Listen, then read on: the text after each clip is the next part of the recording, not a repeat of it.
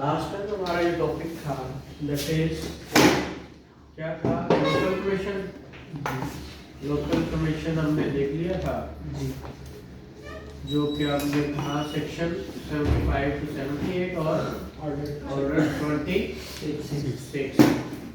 ठीक है, ये हमने देखा था। मैंने कल कहा था आप लोगों ने जो पढ़ के आना है वो आपने पढ़ के आना इंटरप्रेटर सूट।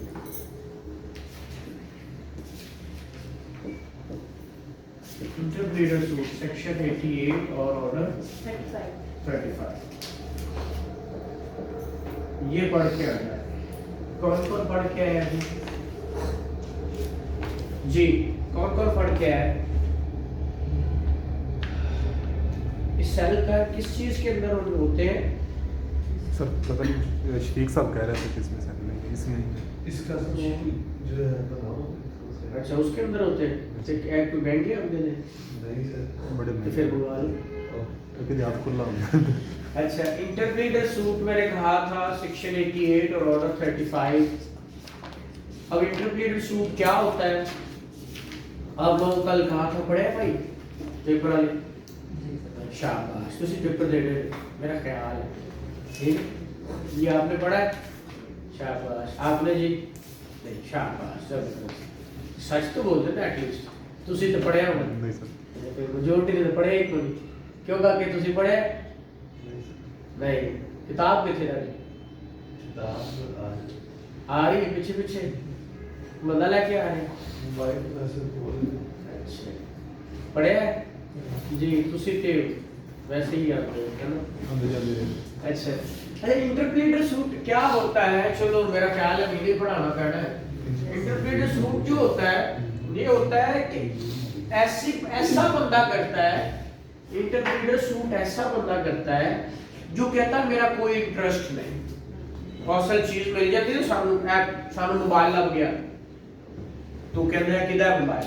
कहते हैं मेरा नहीं है, जिदा है मैं निशानी दस से ले लिया। हम कहते हैं ना तुमको मुझे निशान बता दे उसका किसका है, वो जो ओनरशिप के प्रूफ दिखा दे, मेरे से ले जाए। तो ये इंटरप्रेटर वो बंदा आता है, अब इससे पहले ही कोशिश करता है कि जिसका है उसको मिल जाए, लेकिन यहाँ पे क्लेमेंट एक से ज्यादा आ जाते हैं।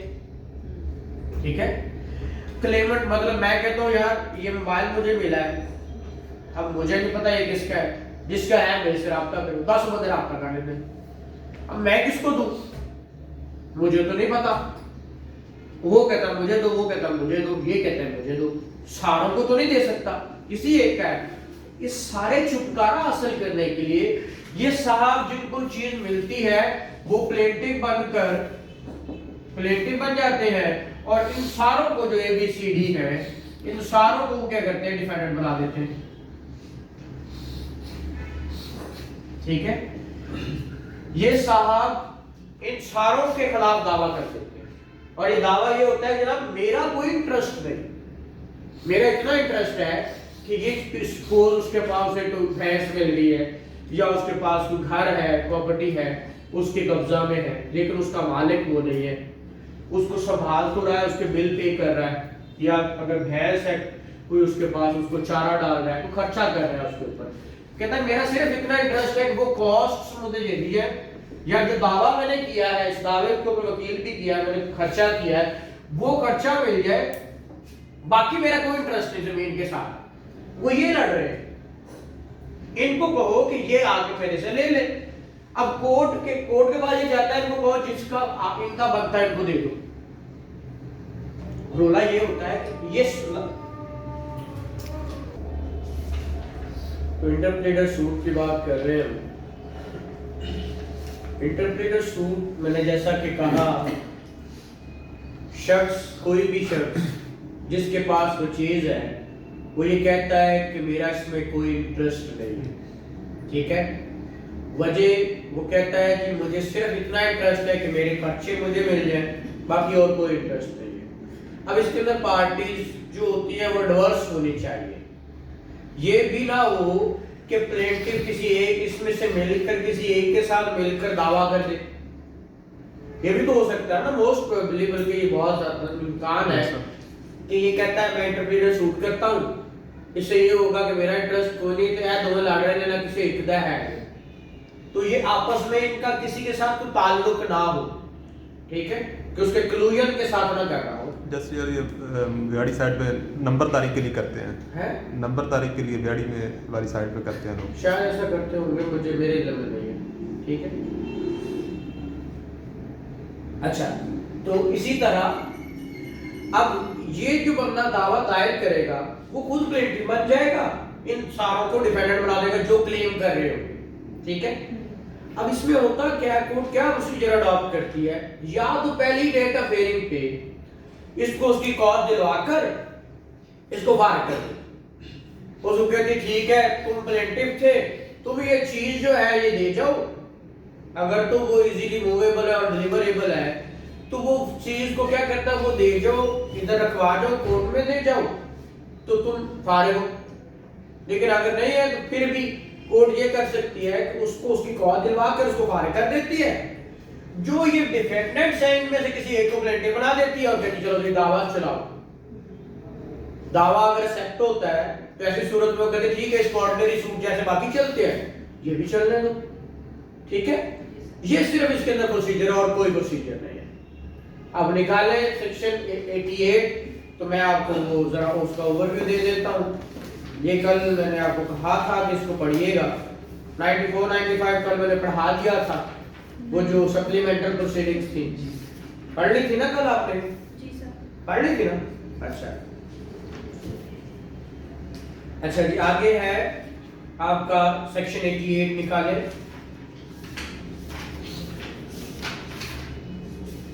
जी, where interpreted suit may be instituted, वो कहता है where two or more person claim adversely to one another the same debt, sum of money or other property, पैसे या किसी property movable or immovable from another person who claims no interest therein other than for charges or cost and who is ready to pay or to deliver it to the rightful claim, जो मांग रहा है उसको वो कहता मैं देने को तैयार हूं, मेरी जो कॉस्ट है चार्जेस है वो मुझे दे दे बस।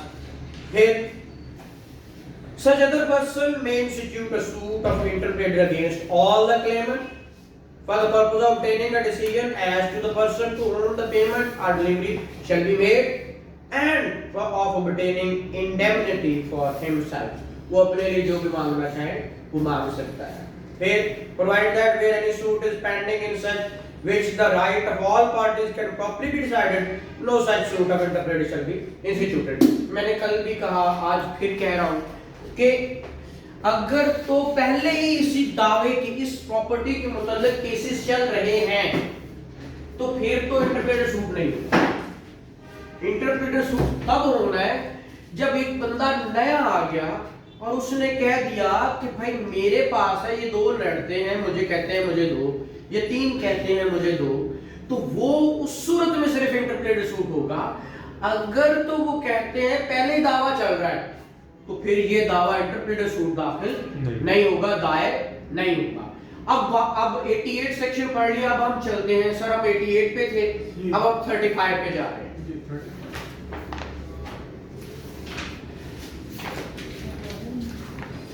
जी, ये है जी इंटरप्लीडर, कहता प्लेंट इन इंटरप्लीडर सूट, उसने कहा in every suit of interpleader the plaint shall in addition to other statement necessary for plaints, हमने प्लेंट के लिए ऑर्डर 1 देखा, ऑर्डर 2 देखा, ऑर्डर 3 देखा, ऑर्डर 6 देखा, ऑर्डर 7 देखा, ये सारी प्लेंट के लिए जो बाकी चीजें हैं वो तो एज इट इज है, उसके एडिशन में ये चीज आएगी क्या, the plaintiff claim no interest in the subject matter in dispute other than for charges and costs, पहली बात। दूसरी, the claim made by defendant severally, ये जरूरी है। एक मांग रहा है इंटरप्रेटर सूट पे उन्होंने दे दो भाई इंटरप्रेटर की तो बात ही तब है जब वेरियस क्लेमेंट आ जाए, 1 2 3 4 5 आ गए, मैं किसको दूं, रोला हो, अगर एक ही है तो फिर तुम्हें दावा करने की क्या जरूरत, उसको दे दो, बातें खत्म हो गई। उसने कहा सेवरली हो, फिर there is no collusion between the plaintiff and any of the defendants, ये ना हो कि जैसे मैंने पहले कहा कि इसका और इस किसी का ताल्लुक हो, कहते मिलके तो इंटरप्रेटर कर, मैं जाके कहूंगा जी ठीक है इंटरप्रेटर सूट है, चलो अब वो आपस में क्लोजर के साथ आवा ना। फिर payment of thing claim into court, वही बात कि अगर तुमको इजीली डिलीवरेबल है, कोर्ट में आ सकती है, तो वो कहते हैं लो भाई कोर्ट के अंदर दे दो और ये लो तुम्हारे जो रिक्वायर्ड कॉस्ट है तुम ले लो और उसको फाइल कर दो। कहता है कि where the thing claimed is capable of being paid into court or placed in the custody of the court, the plaintiff may be required to so pay or place it before he can be entitled to any order in the suit, वो उसको देंगे। फिर procedure में defendant is sewing plaintiff, फिर अगर तो defendant ही sewing plaintiff है तो फिर ऐसी सूरत में ये दावा इंटरप्रेटर सूट चल ही नहीं सकता, वो स्टे हो जाएगा। डिफेंडेंट ही पहले कहीं पे एक प्लेंटिफ, एक डिफेंडेंट कहीं पे था और वही आगे प्लेंटिफ है, वो कह रहा है तो फिर दावा तो पहले चल रहा है किसी ना किसी कोर्ट के पास, तो ये इंटरप्रेटर सूट की फिर जरूरत ही खत्म होगी। वो कह रहा है where any of the defendant in an interpreted suit is actually suing the plaintiff in respect of subject matter of the suit, उन्हें पहले ही दावा कर छड़े कि जनाब ये मैंने देंदा नहीं, मेरे को प्रॉपर्टी दी जाए, पहली दावा कहीं कर छोड़ा है, तो फिर ये वाला दावा नहीं करे, इसको स्टे कर दो, इसको कोई जनाब वो चल रहा है, वहीं पे जाके फैसला हो जाएगा आप यहाँ क्यों आए हैं। फिर subject matter of suit, the court in which the suit against the plaintiff is pending shall on being informed by the court in which the interpreted suit has been instituted stay the proceeding as against him and his cost in the suit so stayed, cost in the suit so stayed may be provided for in such suit, but if and in so far as they are not provided for in that suit they may be added to this cost incurred in the interpreted suit। अगर उधर cost नहीं पे की तो यहाँ करवा दो, लेकिन इसको करवा दो, इसको कोई इसकी जान छूटे, क्योंकि पहले दावा एक चल रहा है, यहाँ इंटरप्रेटेड सूट वाली बातें यहाँ नहीं होगी क्योंकि एक दावा आपने ऑलरेडी कर छोड़ा हुआ है। फिर procedure at first hearing, first hearing पे क्या होगा, वही जो मैंने पहले बताया, या तो कोर्ट करेगी declare the plaintiff is discharge from all liability to the defendants, उधर का तुम्हारी लायबिलिटी खत्म हुई, defendants in respect of thing blamed award him his cost and dismiss him from the suit, उसको सूट से निकाल देंगे, उसको उसकी कॉस्ट उसको देकर उसको कहेंगे चल भी तो फायर। फिर या if it thinks that justice or convenience so required retain all parties until the final disposal of the suit, अगर कोर्ट समझे कि नहीं ठीक है यही प्लेंटिफ है यही डिफेंडेंट है तो जब तक फैसला नहीं होता ठीक है चलने दो, फिर यही पार्टीज चलेंगी। फिर where the courts find that the admission of the parties or other evidence enable it to do so, it may adjudicate the title of the thing claim। अब बाकी आके कहते हैं जी ठीक है इसी की है इसको दे दो, एडमिशन हो गया तो फिर वो उसी तरह उसी वक्त टाइटल उसको डिक्लेयर कर देगा ये मालूम होगा निकल जाओ। फिर अगर where the admission of party do not enable the courts to adjudicate it may direct, अगर एडमिशन वहां नहीं आता तो फिर रेगुलर ट्रायल होगा, एविडेंस आएगी, इशू फ्रेम्ड होंगे, वो सारी बातें जो मैंने यहाँ पे आपको पहले बता दी हैं। वही कह रहा है that an issue or issues between the parties be framed and tried and that any claimant be made a plaintiff in lieu of or addition to the original plaintiff, कोई और बनना चाहता है उसको भी बना लो, and shall proceed to try the suit in ordinary manner, जैसे पहले हमने पूरा ट्रायल कर लिया उसी मैनर में सारा चलेगा। एजेंट एंड टेनेंट में नॉट इंस्टीट्यूट इंटरप्रेटर, अब मालिक मैंने एक किसी किराएदार को घर दे दिया, वो जाके दावा दायर कर दे दो लड़ रहे हैं केड़ा मालिक है, कहता वो नहीं कर सकता, या किसी कोई एजेंट मैंने रखा तो वो भी एजेंट भी इंटरप्रेटर सूट नहीं कर सकता। इंटरप्रेटर सूट के लिए एक न्यूट्रल आदमी होना चाहिए जो कोई क्लेम ना करे, कोई इंटरेस्ट उसका हो ही ना, इसका तो इंटरेस्ट है भाई उसका एजेंट है या उसका टेनेंट है, टेनेंट अपने लैंडलॉर्ड के खिलाफ कर दे या एजेंट अपने प्रिंसिपल के खिलाफ कर दे तो इंटरप्रेटर सूट नहीं हो सकता, और कुछ हो सकते हैं लेकिन interpleader suit between agent and principal and tenant and landlord between the landlord tenant नहीं हो सकते, ये यहां पे उसने रोक दिया। कहता है nothing in this order shall be deemed to enable agents to sue their principals or tenant to sue their landlords for the purpose of compelling them to interpret with any person other than person making claim to such principal or landlord। तो ये आपस में लड़ रहे हैं कौन मालिक है उसका, ये तुम्हारा काम नहीं है, वो आपस में जाने तुम्हारा टेनेंट का या तुम्हारा एजेंट का काम नहीं है कि उनको इंटरप्रीट कराओ, तुम्हारा अपना इसमें कोई रोल नहीं है, क्योंकि उसको उसने क्या कर दिया, वो कर दिया। फिर चार्ज फॉर प्लेंटिव्स कॉस्ट।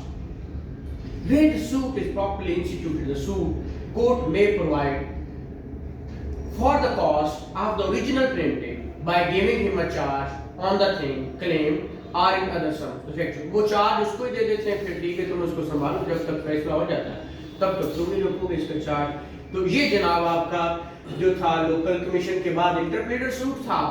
और इसके बाद जो अगला आपका कॉन्सेप्ट है इसके अंदर, वो मैंने कल ही बताया था आप लोगों को कि आपको कभी रिसीवर की जरूरत पड़ती है, अपॉइंटमेंट ऑफ रिसीवर। मैंने कल ही बताया था अपॉइंटमेंट ऑफ रिसीवर।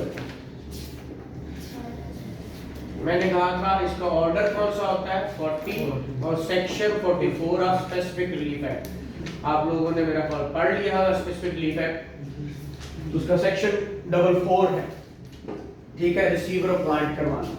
तो ये आपको मैंने कल भी कहा था, कोशिश किया करें ये ऐसी चीजें हैं जो कोई इसके अंदर जरूरत नहीं है मैं आपको समझाऊं, ये सिर्फ आप लोगों के पढ़ने से आ जाती है, ये सिर्फ एड करती है, हेल्प करती है बहुत सारी ऐसी सिचुएशंस में। जैसे एक आपका स्पेशल केस होता है, स्पेशल केस, ठीक है, आपको कोई समझ नहीं आ रहा क्या करूं, तो आप स्पेशल केस कर दो, ठीक है। स्पेशल आपका ऑर्डर जो है 36, वो कहते जी मैंने समझ नहीं आ रही था क्या करना है, मैं कहाँ जाऊं, प्रॉपर्टी किस तरह बांटूं, मैं किसको शेयर दूं ना दूं, एक बंदा आप परेशान हो जाता है, तो उसके पास स्पेशल केस करने की परमिशन है। वो एक अपना जो नोट्स बनाएगा, दावा दायर करने की सूरत में नहीं, अपना जैसे लेटर लिखते हैं, लेटर लिख के हमारे यहाँ जो सीनियर सिविल जज उसको देगा कि जनाब दादे की करना है, वो दस सकता है और स्पेशल केस करने। तो ये सिनेरियोज हैं जो बहुत ही शाज़ व नादिर होते हैं। आप लोगों से कभी इंटरप्रेटर सूट किया है आपने? नहीं, मैंने कहा बहुत शाज़ व नादिर, लेकिन मैंने एक किया है इस तरह की सिचुएशन में, बस वो सिचुएशन ऐसी आ गई थी करना पड़ गया, ठीक है। लेकिन ये बहुत आप देखें कि आपकी 20 साल 15 साल की भी प्रैक्टिस हो तो कभी कभार आता है कि इंटरप्रेटर सूट करना पड़े, अदरवाइज इंटरप्रेटर सूट की वो कोई नहीं होते। लेकिन आपको पता होना चाहिए बीइंग अ जज, बीइंग अ लॉयर, कि ऐसी सिचुएशन भी आ सकती है और ऐसी सिचुएशन हो सकता है। स्पेशल केस कभी हुआ ही नहीं, ठीक है, लेकिन हो भी सकता है अगर आप करना चाहो या आपको पता हो। तो इस स्पेशल केस के बारे में सारा बताया हुआ है यहाँ पे।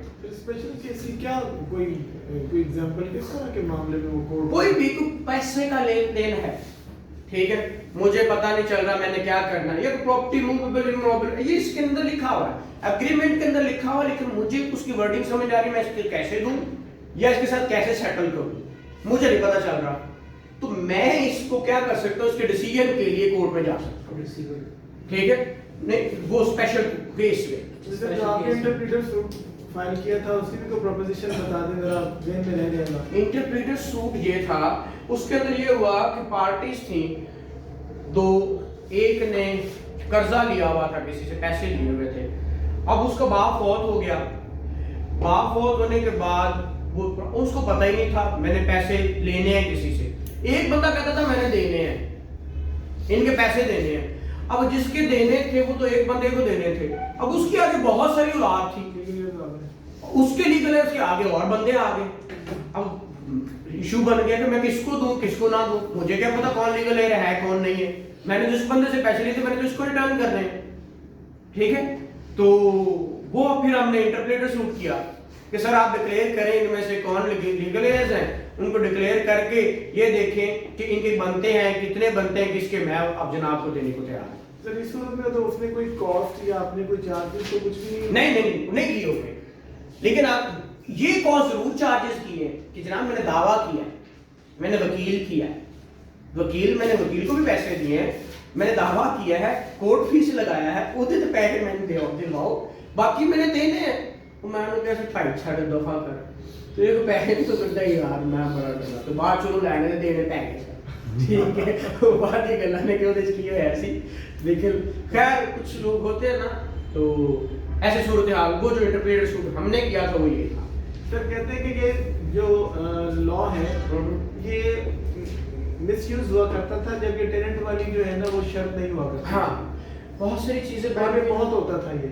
यही बात है, जो लेजिस्लेचर था, लॉ बनाने वाला था, अब इसके अंदर बहुत सारी चीजें इन्होंने बाद में ऐड करते गए। सेक्शन छोड़े थे, सेक्शन के बाद इन्होंने ये बार बार बहुत सारा खोल खोल के बयान करना इसलिए तो शुरू किया। ऑर्डर 1, ऑर्डर 2, ऑर्डर 3, वो 52 तक ऑर्डर्स गए, वो इसी तरह ही गया ना, चीजें उन्होंने खोल खोल कर बयान करना शुरू कर दी।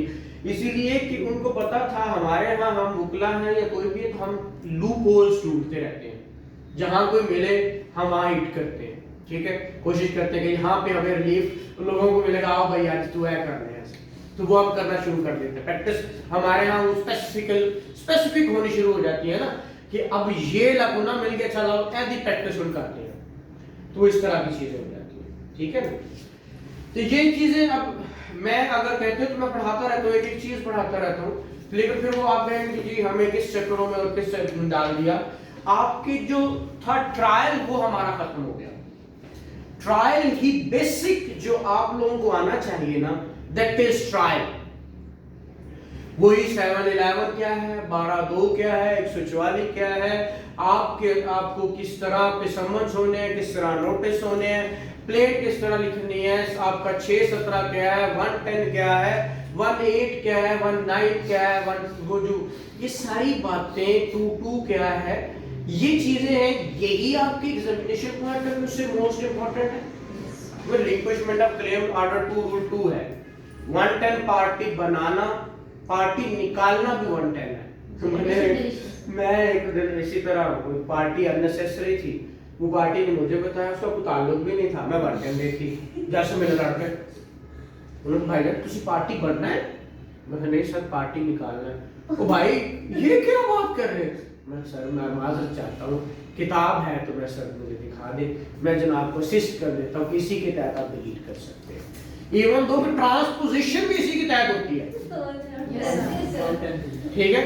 लेकिन हमारे यहाँ कुछ थोड़ा सा इस तरह का मामला भी हो जाते हैं। सर वो आपने बताया था कल के लोकल कमीशन जब जी जी हाँ जी, या commission for examination of witness था, तो आपने कहा था कुछ जो लोग होते हैं वो एग्जाम्प्टेड होते हैं। हाँ हाँ यहाँ पर हाँ 132, 33, 34, 35, 35 ये सारे के सारे वो आप लोगों ने जी जी देख ले, कोई इशू नहीं। मैंने कहा था कल जब हमने कहा कि लोकल कमीशन पॉइंट होना है, एग्जामिनेशन ऑफ विटनेस के लिए होना है ना, कौन सा विटनेस एग्जामिन करना है। एक तो कोर्ट के अंदर बैठा के आजकल लोकल कमीशन पॉइंट होते हैं ना, एक होते हैं कि हमारे यहाँ पर्दा नशी लेडी, उसको एग्जेम्पशन है 132 पढ़ेंगे तो इस्लाम के मुताबिक जो पब्लिकली अपीयर नहीं हो सकती वो कोर्ट में कैसे आएगी, फिर वहां लोकल कमीशन जाएगा, वो पॉइंट करके वो उसको फिर एग्जेम्पशन हमारे लॉ के अंदर ही दी हुई है 132 सेक्शन इसका निकाल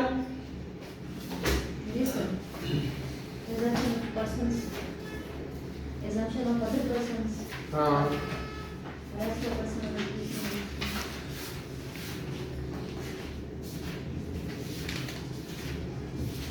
ये exemption of certain women from personal appearance sir ये पूरा चैप्टर ही मुझे तो एग्जाम्पशन का हाँ miscellaneous है ना, miscellaneous ये आप बल्कि आप लोगों को एक और बात बताऊं, पिछले या उससे पिछले क्वेश्चन आया हुआ था, सिर्फ क्वेश्चन इस पे ये नहीं आया हुआ था कि ये बताएं exemption, ये आया हुआ था पानी पीने। अच्छा तो बात ये है बाहर उधर है अंदर। अब क्या बात हो रही थी हमारी, हाँ मिसलेनियस पे सिर्फ उसने ये सवाल पूछा था कि what do you mean by miscellaneous, explain कर। सवाल क्या पूछा था, what do you mean by miscellaneous, explain and elaborate. हाँ मिसलेनियस अब मनी मतलब पूछ रहा है, वो मतलब पूछना चाहता है, वो तो कुछ नहीं जाता। अगर मिसलेनियस क्या होता है, और जैसे मैंने पूछा व्हाट इज अ नाउन, क्या what is definition of noun, anyone sir noun है वो कह रहे हैं वर्ड यूज किया है, name of place, person, thing, idea. देखिए ये देखिए, अब नेम ऑफ प्लेस नाम है तो नाउन तो इससे खुद नेम है, इससे नाउन का मतलब ही नाम है।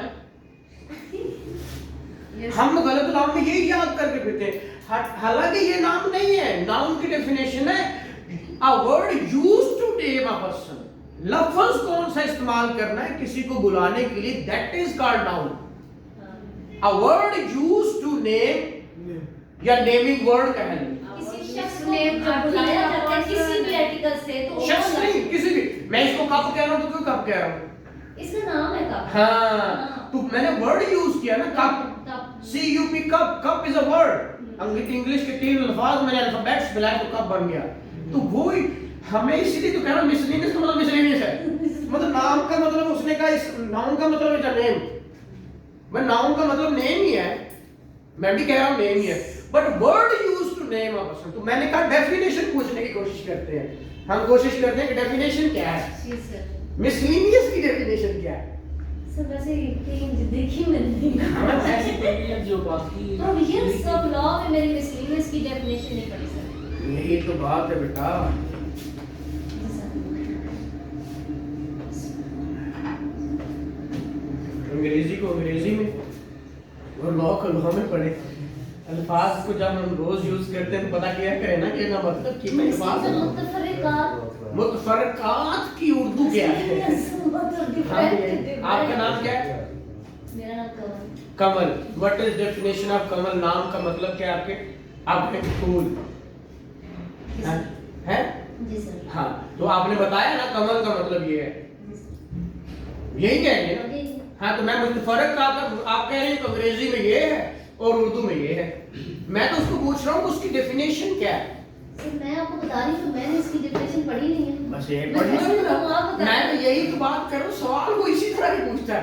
सबसे जो सौखा, में मैंने जितनी किताब पढ़ी उन पर सबसे नहीं सौखा, पढ़ी। सबसे आसान, सबसे मुश्किल पेपर वो होता है जो सबसे आसान होता है। सर ये क्योंकि सबसे आसान चीजें पूछ ले, हाँ उन्हें तो उसी पढ़ी नहीं यार, और सुनते सवाल रोज भी उसी में से रह जाता से है। सुनते रोज से पर पढ़ी करे नहीं यार, ये फिर इशू हो जाता है ना। This is called issue. आपको नींद नहीं आ रही। चले exemption of certain women from personal। मैं आपको क्वेश्चन मार्क छोड़ता हूँ, कुछ जवाब तो दिया करो यार। मैं उस दिन सर मिसलेनियस की डेफिनेशन तो लिख दे प्लीज। ठीक है, उस दिन मैं आपको एक ये कहा था ROAC। जी सर। डेट डाली थी आगे, ठीक है, डाली थी ना। मैंने पूछा था मतलब क्यों है, कोई लाभ के लिए ताड़े से सर कोशिश की थी। फिर की मतलब लभ्या सर नहीं। चाचा गूगल में पूछा सी, अच्छा गूगल पे कोई फिर गूगली करो। भाई बंदा मैं सा गूगली तो बहुत कुछ है, मैं गूगली करना GOOGLE गूगली होता है ना।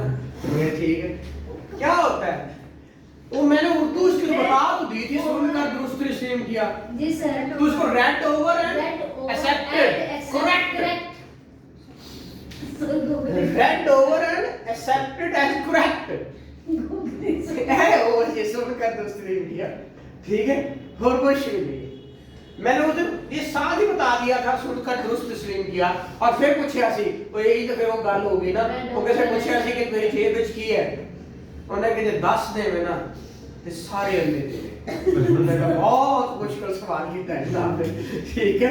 उन्होंने कहा अगर ये भी दस दे कि केड़ी शहर की मुर्गी भी दे। बात तो फिर वही है ना। उन्होंने कहा किन्ने ने, अगर ये 10 दे तो 12 दे 12 दे। सवाल का जवाब भी खुद देना लेकिन सालों कहना बट का मतलब क्या है? जी सर। बट का मतलब क्या है? किसका? बट का मतलब बट क्या? ये मैं जो एग्जांपल दे रहा हूँ वही तो जवाब मैं कह रहा हूँ। बट का मतलब क्या है? अच्छा बट का मतलब क्या है? हाँ, मैंने आपसे पूछा आपसे, जवाब भी आपको दे रहा हूँ लेकिन हमें को लगता है घर की और ठीक है। तो खैर आगे चलते हैं, लब्या करो यार। मैं तो सर, क्वेश्चन हमेशा experience की नहीं, मैं तो ये कल पे छोड़ा, कल अगर आएंगे तो ढूंढ के लाइएगा। नहीं चाचा गूगल से पूछ लेना, मैं बताऊंगा आपको, ये नहीं कि मैं नहीं बताऊंगा। Women who according to the कल बनाना पड़ा कह दी, women who according to the customs and manners of the country ought not to be compelled to appear in public shall be exempt from personal appearance in court. Nothing herein contained shall be deemed to exempt such women from arrest in execution of civil process in any case in which the arrest of women is not prohibited by this code. ये सिर्फ public appearance की बात को exemption है, arrest exemption नहीं है। अगर उसके अरेस्ट वारंट जारी हुए हो तो उसको, अगर तो लॉ ने उसके अरेस्ट भी कहीं एग्जाम्प्ट कर दिया वो अलग बात है, अदरवाइज इस सेक्शन ने बाहर नहीं किया, इस सेक्शन ने एग्जाम्प्ट नहीं किया, ठीक है। सिर्फ ये एग्जाम्प्ट किया है कि वो पब्लिक अपीयरेंस में ना आए। तो इसीलिए आप जब पढ़ते हो ना ऑर्डर 26 तो उसके अंदर उसने वर्ड यूज किया एग्जाम्प्ट, जो पर्सन एग्जाम्प्ट होते हैं उनको क्या करने के लिए, एग्जामिन करने के लिए आपका लोकल कमीशन अपॉइंट होता है। तो इसलिए मैंने यहाँ पे ये पढ़ाया आपको। फिर एग्जाम्पशन ऑफ अदर पर्सन, बहुत सारे ऐसे पर्सन होते हैं जैसे जितने गवर्नमेंट के लोग हैं ऑफिशियल गैजेट में आ जाता है, प्रोविंशियल गवर्नमेंट हो या कोई भी गवर्नमेंट हो, कि ये बंदे कोर्ट जो कोर्ट में नहीं आएंगे क्योंकि ये कोर्ट आवर में अपने ऑफिस में होते हैं तो ये नहीं आएंगे। फिर इनको एग्जामिन करना है, अगर इनकी शहादत लेनी तो फिर कैसे, फिर कहते हैं इनके दफ्तर में लोकल कमीशन भेज दो, तो ये लोग वो भी हो सकते हैं। फिर इसी तरह arrest other then in execution of degree, execution of degree के अलावा जो अरेस्ट लोग हो सकते हैं, उसने कहा यहाँ पे 57, 50, 55, 7 और 9 जो है वहाँ अप्लाई होंगे, बाकी सारे पर्सन अरेस्ट हो सकते हैं इस कोड के अंदर। फिर इसी तरह exemption from arrest under civil process, civil process जज, मैजिस्ट्रेट, जुडिशियल ऑफिसर, कोई भी अरेस्ट नहीं हो सकता जो कि प्रिजाइडिंग ऑफिसर रिटर्निंग कोर्ट हो, वो बंदा अरेस्ट नहीं हो सकता, ठीक है, किसी भी तरीके से उनको अरेस्ट नहीं किया जा सकता सिविल प्रोसेस में। हाँ जी। फिर सिविल प्रोसेस में डेफिनेटली उनके खिलाफ पर्चा है तो अरेस्ट होंगे, क्यों नहीं होंगे, ठीक है। जहाँ उन्होंने किसी की प्रॉपर्टी खा ली है ऐसा उन्हें हथकड़ी लगे, सारा कुछ ही लगेगा, ठीक है। वेयर एनी मैटर जी अपने आप में खराब किया है बच्चा। No judge, magistrate, or other judicial officer shall be liable to arrest in the civil process while going to, presiding in or returning from his court. जा रहे हैं या आ रहे हैं उस वक्त नहीं हो सकता, ठीक है, बाकी किसी भी वक्त हो सकता है, और ड्यूटी पे जाते हैं तो वापस आने अरेस्ट नहीं हो सकता।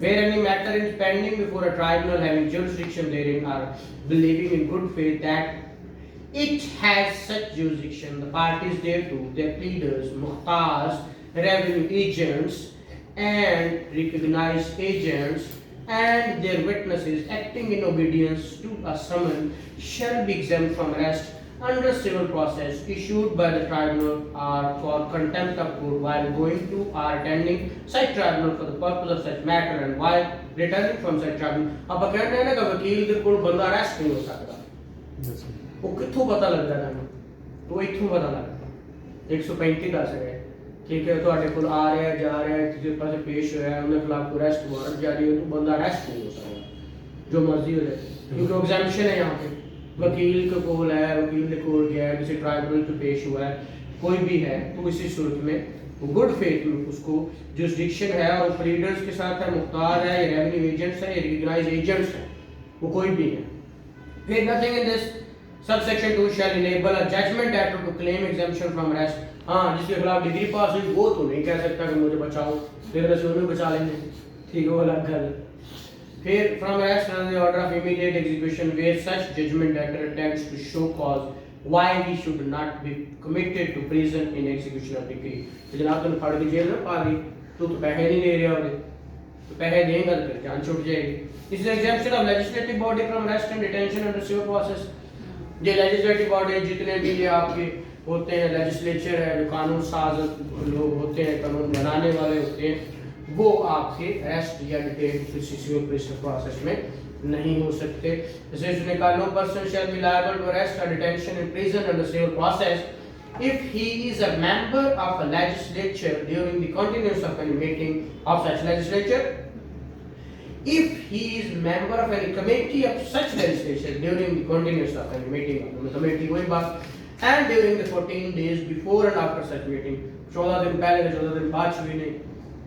A person released from detention under subsection 1 shall, subject to the provision of said subsection, be liable to re-arrest and to be further detention to which he would have been liable if he had not been released under the provision of subsection। वही बात कर रहा है, ये सारे exemption हैं कि कोई बंदा अगर सिविल प्रोसेस में पहले भुगत आया सजा है दोबारा वो री अरेस्ट नहीं करना, ये सारी बातें वो बता रहे हैं। तो ये आपकी एग्जेम्पशन थी जो आपने पढ़ ली है। और बेटा जो चीज़ें नहीं समझ आई क्योंकि इसमें ये लोकल कमीशन में चीज़ आई थी एग्जेम्पशन वाली बात, तो इसलिए हमने इसको पढ़ लिया था। अब मैंने आपको कहा था अपॉइंटमेंट ऑफ रिसीवर, ये आप कल पढ़ के आएंगे तो मैं इसको समझा दूंगा। और ऑर्डर 32 भी मैंने आपको कहा वो भी पढ़ना है। Even though government suit by और अगेंस्ट गवर्नमेंट, वो ऑर्डर सेक्शन था 79 to 82, गवर्नमेंट सूट बाय और अगेंस्ट गवर्नमेंट, सूट बाय और अगेंस्ट गवर्नमेंट, ठीक है। ऑर्डर 27 एंड 27A जो मैंने कहा जहाँ पे वो गवर्नमेंट वो इंटरप्रिटेशन लॉ की बात हो, और इसमें सेक्शन 79 to 82, ठीक है। इसका प्रोसीजर अलग से थोड़ा सा होता है, ठीक है। 79 to 82 ये पढ़ने हैं। हाँ ये पढ़ने हैं, मैंने आपको कहा कि कोशिश करें। मुझे कहेंगे, मुझे पता है कि मेजॉरिटी पढ़ के कोई नहीं आती, तो मैं लोगों को फिर नहीं पढ़ा देंगे। सर कल एक काम दे देना, मतलब ये पढ़े या वो जो अपॉइंटमेंट ऑफ रिसीवर है। बेटा यहाँ पे जो पेपर देने वाले कौन कौन है, कोशिश करते हैं कि मैं तो कोशिश करता हूँ कि मैं एक एक चीज़ धीरे धीरे पढ़ाऊँ आपको, स्लोली, लेकिन कुछ बच्चे हैं पेपर्स के लिए आते हैं, उन्हें पेपर इस साल देने हैं, तो मैं कोशिश करता हूँ कि चीज़ें ज़्यादा दूँ ताकि गो थ्रू कर ले। जो आप नहीं पेपर देने वाले हम अगेन इसको डिटेल में पढ़ लेंगे, ऐसा कोई इशू नहीं है, ठीक है ना। ये पढ़ लें। इसके साथ अब मैंने ये कहा, और एक ऑर्डर 32 है, ठीक है, वो सूट बाय अगेंस्ट माइनर और अनसाउंड पर्सन, ठीक है। बस और कुछ नहीं है इसके अंदर। वो 35 और 35A वाला भी मैंने कॉस्ट वाला वो भी जिक्र कर दिया था। ये सारी मिसलेनियस चीजें कल मैंने बहुत इंपॉर्टेंट जो 94 95 पढ़ाया, that is very beneficial for the practising lawyers and for the जजेस, वो बहुत ही इंपॉर्टेंट था जो आपकी सप्लीमेंट्री प्रोसीडिंग थी, ठीक है, वो कल मैंने पढ़ाया था, बहुत ही जरूरी है। इसीलिए उसके अंदर जो चीजें आई थी मैंने बताई थी। ऑर्डर 39 भी मैंने कल कहा था, इंटरलोक्यूटरी ऑर्डर्स और आपका स्टे जो था वो बातें कल हमने देखी थी, ये सारी है। तो जब तक ये 2-3 टॉपिक्स आप देख लें, अगर आपको समझ आती है तो ठीक है, नहीं मैं समझा दूंगा, पढ़ के आइएगा, मैं इसका ओवरव्यू आप लोगों को दे दूंगा, ठीक है ना बेटा। यही चीजें आपको, बाकी लीडर है या लोकल कमीशन है, ये भी कभी कभार सिचुएशन आती है, रेगुलर नहीं आती, तो ये चीजें सारी चीजें मिसलेनियस हैं, साथ जुड़ने वाली चीजें हैं, इसलिए ये ट्रायल का हिस्सा नहीं होती, हाँ ट्रायल का पार्ट बन जाती है, जिस साथ आके जुड़ जाती है।